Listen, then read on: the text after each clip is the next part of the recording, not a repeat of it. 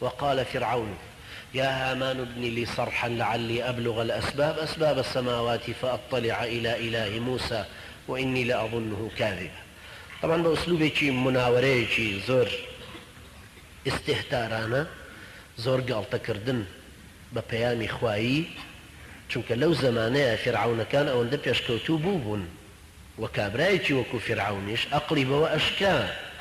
کە ممکن نییە بە هامانی وەزیری بڵێ کۆشکێکم بۆ دروست کە برجێکم بۆ دروست کە هەتا ئەگەمە سەروی ئاسمان و لێوە خوای موسا و ژمیان لێەوە قسە لەگەڵ خوایەکەی موسا بکرێت، چونکە هەرچی شتێکە شتێکی ظاهریە و بە چاوە بینرێ ئینسان هەرچەند دروستکە ناگاتە ئاسمانەکان یان هەرچەند بەرزی کاتەوە لە توانای بەشەرا ئیتر دەرناچێت. ئیتر ئەمە یعنی چی کە بێ بڵێ وقال فرعون يا هامان ابن لي صرحا بە وەزیرەکەی خۆی وت بۆ داپۆشینی عیبی خۆی، بۆ داپۆشینی نوقسانی خۆی، بۆ داپۆشینی غرور و تەکەبوری خۆی کە بە منطقی قووەت و حەقێک بەرامبەر کابرای مؤمنی ئالی فرعون هاتو جوابی داوەتەوە وەڵێ هامان کۆشکێکم بۆ دروست کە بینایەک برجێک شتێکم بۆ دروست کە هەتاکو بڕۆمە ئاسمان و لەوێوە لەسەرەوە بە ڕێگای ئاسمانەکانە سەرکەوم ئەسباب السماوات ڕێگای ئاسمانەکان فأطلع إلى إله موسى با بڕۆم بۆ لای خواکەی موسا وإني لأظنه كاذبا كأنما زۆر بە دوای دەلیلا گەڕێ و زۆر پیاوێکی علمی و منطقیە وإني لأظنه كاذبا خۆ هابزانم موسا درۆکە كأنما ئەو زۆر ڕاستگوێ.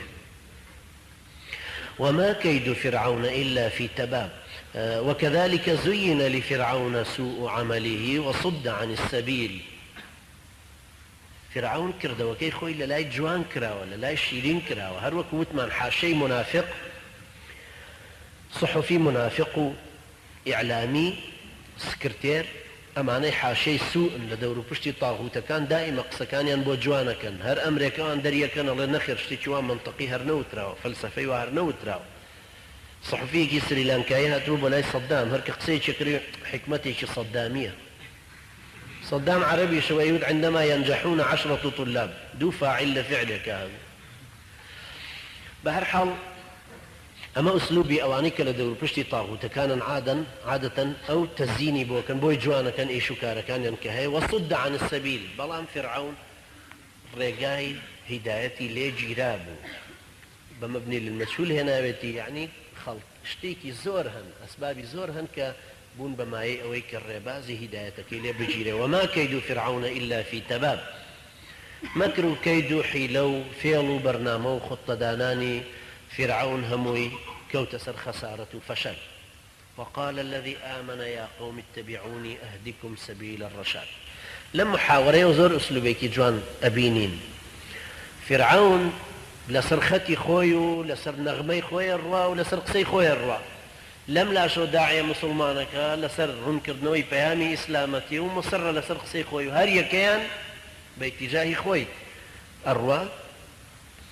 بويا أمبيا ومسلمان دعايا أفرمي وقال الذي آمن يا قوم اتبعوني أهدكم سبيل الرشاد